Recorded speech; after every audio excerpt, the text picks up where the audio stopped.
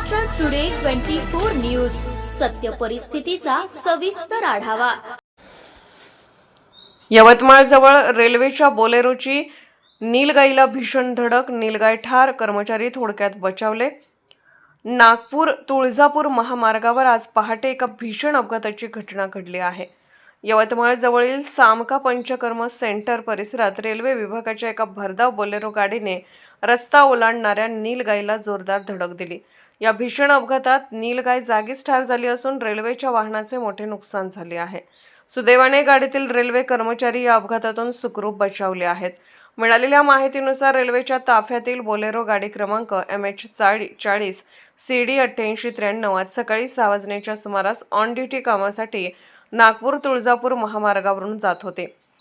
सामका panchakarma centre परिसरात ही गाडी आली असता अचानक एक जंगली नीलगाय रस्ता ओलांडण्यासाठी आडवी आली। वाहनाचा वेग जास्त असल्याने चालकाला गाडीवर नियंत्रण मिळवता आले नाही आणि गाडीची नीलगाईला थेट धडक बसली। ही धडक इतकी जोरदार होती की नीलगाय जागीच मृत पावली।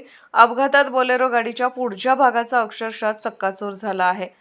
वन विभागाकडून पुढील कार्यवाही सुरू। घटनेची माहिती मिळताच स्थानिक नागरिकांनी मदतीसाठी धाव घेतली। या घटनेची माहिती तात्काळ वन्यजीव विभागाला देण्यात आली असून मृत प्राण्याला ताब्यात घेऊन पुढील कायदेशीर प्रक्रिया सुरू करण्यात आली आहे। महामार्गावर वन्य प्राण्यांच्या वाढत्या वावरामुळे वाहनधारकांनी काळजी घेण्याचे आवाहन प्रशासनाकडून करण्यात येत आहे। महाराष्ट्र टुडे मराठीसाठी ब्युरो रिपोर्ट सचिन झिटे, यवतमाळ।